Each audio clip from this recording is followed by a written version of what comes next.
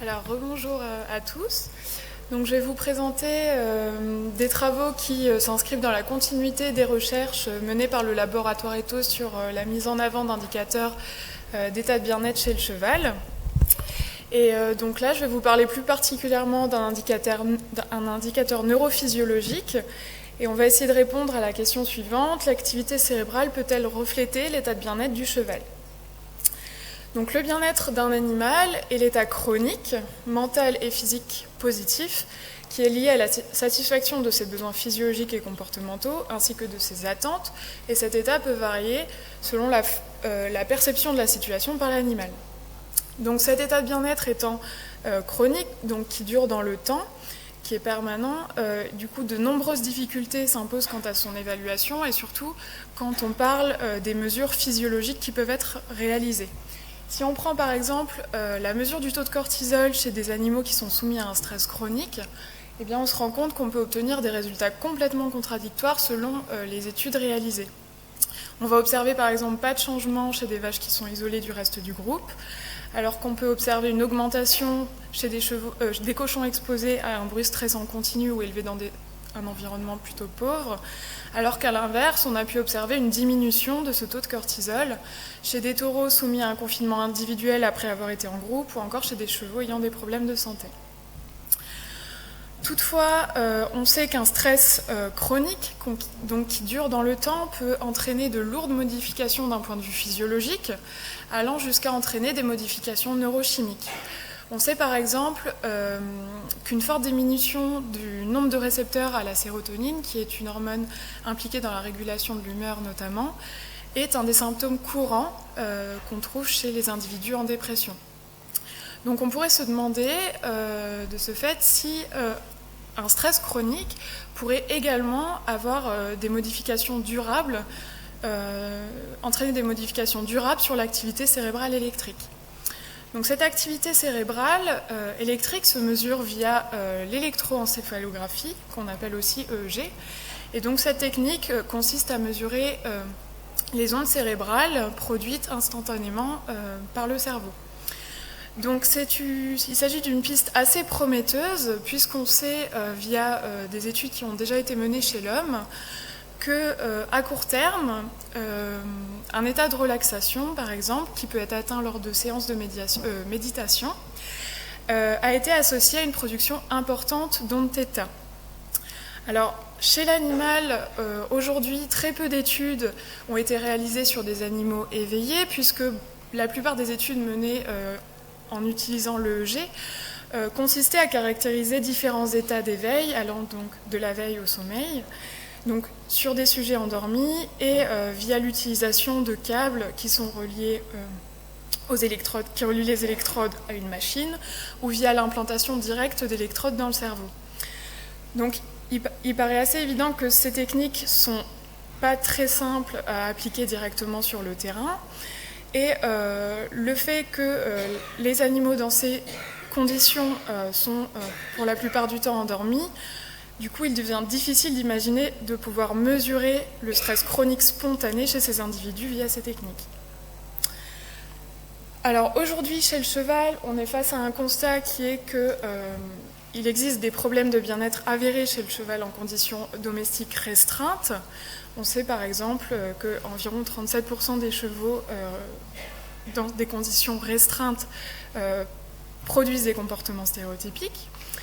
Et d'autre part, notre équipe a développé récemment un nouvel outil qui est donc un casque EEG ambulatoire et qui permet de mesurer les ondes cérébrales chez des chevaux qui sont éveillés et libres de leurs mouvements. Donc cette technique est assez facilement utilisable sur le terrain. Et donc en partant de ces deux points, on s'est dit que ce serait vraiment intéressant de pouvoir du coup étudier le lien qui pourrait exister entre bien-être et activité cérébrale basale chez le cheval. Alors cette piste apparaît vraiment prometteuse, sachant qu'on sait qu'il existe un lien réel entre activité cérébrale et état interne, via notamment l'existence d'une spécialisation hémisphérique lors du traitement des stimuli par le cerveau. On sait par exemple chez le cheval, et c'est vrai chez d'autres espèces, que les stimuli négatifs, donc par exemple une interaction agonistique, sera davantage traitée par l'hémisphère droit, alors qu'à l'inverse, des stimuli plus positifs, donc comme par exemple des hennissements familiers de congénères, seront davantage traités par l'hémisphère gauche. Par ailleurs, une première étude qui a été réalisée sur le cheval en utilisant le casque G dont je vous parlais précédemment a déjà pu montrer qu'il existait des différences entre chevaux au niveau de leur production cérébrale. Et ce qui est intéressant, c'est que ces différences restaient stables au fil des jours. Donc parmi les différents facteurs qui pourraient être impliqués dans ces différences, on pourrait se demander si l'état de bien-être pourrait peut-être avoir un rôle à jouer. Donc en partant de ces différents constats, on a décidé via cette étude d'étudier s'il existait un lien direct entre activité cérébrale basale et état de bien-être. Donc pour cela, nous avons étudié 18 chevaux vivant dans des conditions plus ou moins favorables à l'état de bien-être en termes d'alimentation, d'espace disponible, de contact possible avec les congénères ou encore de pratiques d'équitation. Alors, dans un premier temps, nous avons mesuré l'activité cérébrale basale lors de phases d'observation calme. Donc, ces mesures ont été réalisées lorsque les chevaux étaient tenus en main, longe détendue. Donc, à l'aide du casque G que vous pouvez voir sur cette photo, qui est donc composé de 5 électrodes et qui permet donc de mesurer de manière instantanée les ondes cérébrales, l'activité cérébrale électrique produite par les hémisphères gauche et hémisphère droit indépendamment.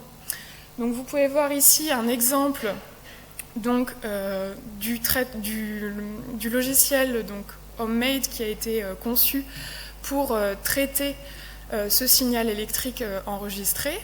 Donc vous pouvez bien voir qu'on mesure donc ici c'est le signal électroencéphalographique de l'hémisphère gauche et ici de l'hémisphère droit en direct. Et ici à droite, vous pouvez voir les différentes proportions d'ondes qui composent ce signal électrique. Et donc ces proportions d'ondes sont automatiquement calculées via le logiciel qui a été créé. Donc ces mesures ont été réalisées durant 8 secondes en continu. Alors, un signal EEG peut se composer de 5 types d'ondes différents, allant des ondes lentes, delta et θ, aux ondes plus rapides, bêta et gamma. Alors, comme je vous le disais en introduction, ces ondes ont été aussi, il y a plusieurs années dans le passé, associées à différents états d'éveil, allant d'un état plutôt calme pour les ondes delta, θ, à un état d'excitation plus importante, d'excitation cérébrale plus importante pour les ondes bêta et gamma. Et donc, comme vous pouvez le voir ici, un signal EEG peut se composer donc de ces 5 types d'ondes différents. Dans un second temps, et indépendamment des mesures EEG, nous avons réalisé une évaluation de l'état de bien-être des chevaux sur la base d'indicateurs déjà validés dans la littérature. Donc nous avons dans un premier temps mesuré le nombre de comportements répétitifs anormaux. Nous avons également mesuré le nombre de réactions agressives émises envers l'homme lors de 3 tests de relation homme-animal. Et enfin, nous avons mesuré le pourcentage de temps passé oreille arrière en alimentation. Donc chaque individu a été classé selon les mesures qu'il a pu obtenir pour ces 3 différents paramètres. Les scores obtenus dans ces 3 paramètres ont été additionnés pour obtenir un score total de stress chronique, qu'on appellera aussi ici TCSS, et qui donc reflète à quel point l'état de bien-être peut être altéré. Donc pour résumer, vous pouvez voir que plus le TCSS est élevé, plus l'état de bien-être est altéré, alors qu'à l'inverse, plus le TCSS est faible, plus l'état de bien-être est conservé.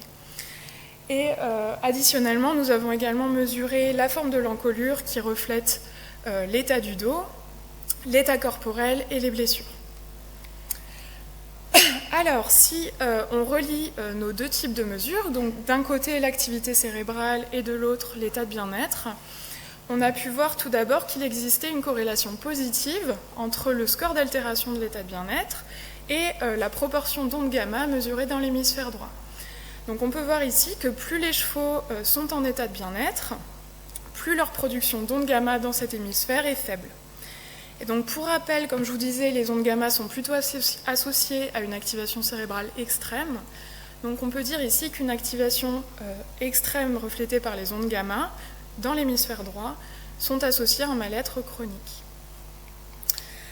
A l'inverse, nous avons pu observer cette fois une corrélation négative entre le nombre de comportements stéréotypiques émis par heure et la proportion d'ondes θ dans l'hémisphère gauche. Donc cette fois, moins les chevaux exprimaient de stéréotypie, plus leur production d'ondes θ dans cet hémisphère gauche était importante. Dans un second temps, on a voulu en savoir plus sur le lien qui pouvait exister entre activité cérébrale et forme d'encolure, qui, comme je vous le rappelle, peuvent indiquer des problèmes vertébraux. Et donc on a pu voir que les chevaux qui avaient une encolure arrondie, donc moins de problèmes vertébraux, produisaient significativement plus d'ondes θ dans cet hémisphère que les chevaux à l'encolure creuse ou plate. Et on a pu voir aussi que ces chevaux à encolure arrondie produisaient moins d'ondes bêta que les chevaux à l'encolure creuse ou plate. Donc les ondes θ reflétant un état plutôt calme, on peut dire cette fois que la production d'ondes lentes, θ qui reflète plutôt un relâchement, dans l'hémisphère gauche est associée à un état de mieux-être. Alors, on sait qu'il existe des variations entre individus en termes de bien-être, et comme je vous le disais aussi en introduction, une première étude EEG menée chez le cheval a déjà pu montrer des différences entre individus en termes d'activité cérébrale. Donc on a voulu en savoir un peu plus sur les profils individuels d'activité basale EEG. Et donc vous pouvez voir ici l'exemple d'un radar qui a été construit à partir des enregistrements mesurés donc, sur les 8 secondes pour un individu. Donc vous avez ici les 5 types d'ondes produits par l'hémisphère gauche et les 5 types d'ondes produits par l'hémisphère droit. Et donc on peut voir par exemple que sur l'ensemble des 8 secondes, cet individu a produit environ 40% d'ondes θ dans l'hémisphère gauche par exemple. Alors sur la base de ces profils individuels d'activité cérébrale, nous avons réalisé une analyse en composantes principales qui consiste à assembler les individus qui se ressemblent. Et donc on peut voir qu'à partir de ces données, 3 groupes de chevaux se distinguent donc sur la base de leur activité cérébrale. Donc nous avons le groupe 1 en noir, le groupe 2 en rouge et le groupe 3 en vert. Donc ces individus ces 3 groupes se répartissent selon deux axes principaux. Donc nous avons d'une part l'axe gamma hémisphère droit, θ hémisphère gauche, et d'autre part l'axe bêta hémisphère droit, θ hémisphère droit. Et donc ce qu'on peut dire, c'est que par exemple le groupe 1 qui se trouve ici plutôt à gauche du schéma se caractérise par une activation majoritaire d'ondes gamma dans l'hémisphère droit, alors qu'à l'inverse le groupe 3 en vert ici se caractérise davantage par une production majoritaire d'ondes θ dans l'hémisphère gauche. Et donc ce qui est intéressant maintenant, c'est que si on essaie d'identifier quels sont les individus qui appartiennent à ces 3 différents groupes, eh bien on se rend compte que les chevaux du groupe 3, donc qui se caractérisent par une activation majeure d'ondes θ dans l'hémisphère gauche, sont tous des chevaux qui sont des chevaux de loisirs qui vivent continuellement au pré avec des partenaires sociaux stables et qui sont montés occasionnellement en rênes longues. Et on se rend compte également que les chevaux des groupes 1 et 2, donc en noir et en rouge, sont pour la grande majorité des chevaux qui vivent en conditions plus restrictives, c'est-à-dire la plupart du temps en boxe individuelle, qui sortent peu de temps au pré par jour. S'ils sortent au pré, c'est avec des partenaires sociaux pas toujours identiques, et ils sont montés assez régulièrement, plutôt rênes tendues. Et donc ce qui est intéressant, c'est que uniquement 2 chevaux de la population de loisirs sont répartis dans les groupes 1 et 2. Donc ce qui est intéressant, c'est que ces chevaux qui se distinguent en 3 groupes sur la base de leur activité cérébrale, eh bien, se répartissent finalement d'une manière qui n'est pas aléatoire, mais qui correspond aux différentes conditions de vie à leurs différentes conditions de vie.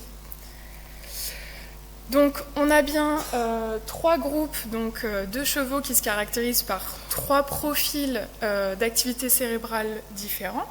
Donc nous avons le groupe 1 qui se caractérise par une activité bilatérale majoritaire d'onde gamma. Le groupe 3 qui se caractérise par une activation bilatérale des ondes θ. Et le groupe 2 qui est intermédiaire, qui se caractérise par une activation majoritaire d'onde gamma à gauche et d'onde θ à droite. Donc ces 3 profils se répartissent selon donc, un gradient d'onde cérébrale allant des ondes rapides aux ondes lentes. Alors ce qui est intéressant, c'est que si maintenant on s'intéresse à l'état de bien-être de ces 3 différents groupes, eh bien on se rend compte qu'ils se distinguent aussi en termes de bien-être. On a pu observer par exemple que le groupe 1, donc, qui pour rappel se caractérise par une activation majoritaire d'onde gamma, avait un TCSS qui tendait à être supérieur aux chevaux du groupe 3, qui se caractérise par une activation majeure d'onde θ. On a pu voir également que les chevaux du groupe 3 produisaient significativement moins de comportements stéréotypiques par heure que les chevaux des groupes 1 et 2. Donc pour résumer, nous avons donc ces 3 groupes d'individus qui se caractérisent par des profils EEG différents, allant des ondes lentes allant des ondes rapides aux ondes lentes. On a pu voir que ces 3 groupes se distinguaient aussi en termes de bien-être. Donc on peut dire qu'un profil EEG d'activité cérébrale basale majoritairement caractérisé par des ondes gamma, d'autant plus dans l'hémisphère droit, est plutôt relatif à un stress chronique, alors qu'à l'inverse, une activation bilatérale d'onde θ, mais d'autant plus dans l'hémisphère gauche, est plutôt associée à un état de bien-être. Et nous avons donc ce profil 2 qui est un profil intermédiaire avec une activation d'onde gamma à gauche et une activation d'onde θ à droite. Donc ces résultats montrent bien qu'il existe un lien entre activité cérébrale et état chronique et rappellent les résultats qui ont déjà été observés chez l'homme entre état aigu, donc état de relaxation et production d'onde θ. Ces résultats confirment également que l'état de bien-être correspond bien à un état d'attention calme et de faible niveau d'alerte. Donc cette mesure via le casque EEG est un outil qui est non invasif et qui est donc très prometteur, qui permettrait donc de détecter un état de mal-être potentiel si on observe une production majoritaire d'ondes rapides bêta et gamma. Donc cependant, c'est un outil qui est en plein développement, donc il serait nécessaire évidemment de multiplier les études à plus grande échelle pour confirmer ces résultats. Donc l'état de bien-être des chevaux se reflète également dans leur activité cérébrale basale. Et donc ces résultats rappellent aussi qu'un état de bien-être n'est pas un état qui est spectaculaire. On a pu voir que l'état de mal-être se reflétait dans l'activation cérébrale via une activation excessive, correspondant à une production majoritaire d'ondes rapides qui sont habituellement plutôt liées à une activation forte, liée à de l'agitation ou de la peur.